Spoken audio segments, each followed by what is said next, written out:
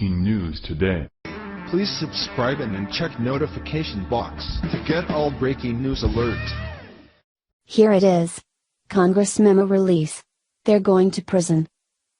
Release. The memo has the rallying cry for conservatives, Republicans, and those on the right for the FBI/FISA, Russia memo.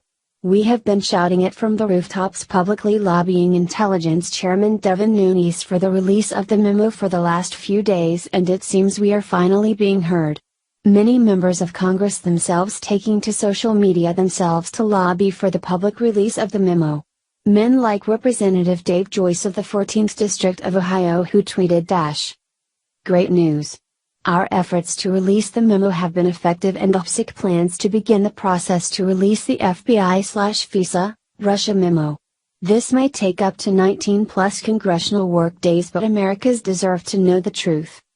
Zero Hedge reported all hell is breaking loose in Washington, D.C., and rightfully so, after a 4-page memo detailing extensive FISA court abuse was made available to the entire House of Representatives Thursday.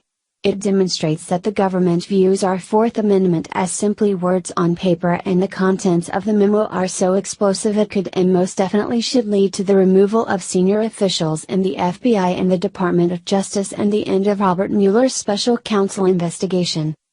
As a result of this revelation, many House Republicans approached Speaker Paul Ryan about incorporating a vote to make public this explosive new FISA abuse memo as part of government shutdown negotiations.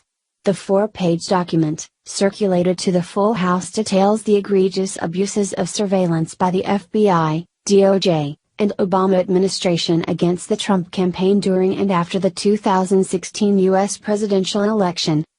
The revelations contained within this Republican majority-authored report is astounding, to say the least.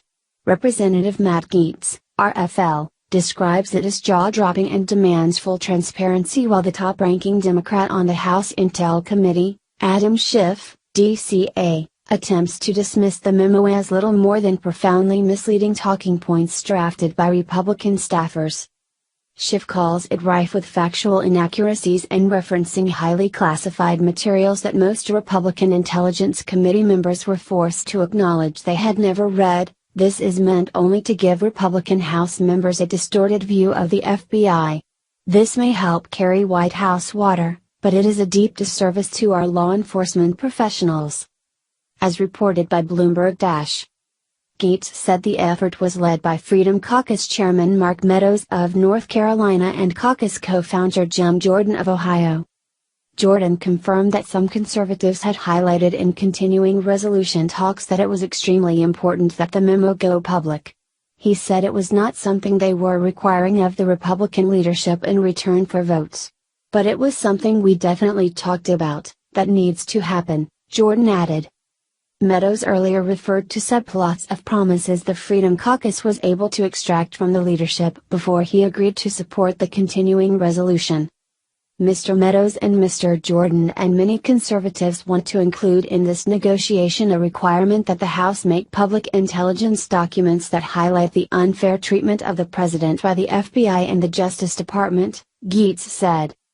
Gaetz said he couldn't describe the contents of the entire memo put together by the House Intelligence Committee because to do so would reveal classified information. In the absence of a vote to do so, he said. Just 218 votes and the American people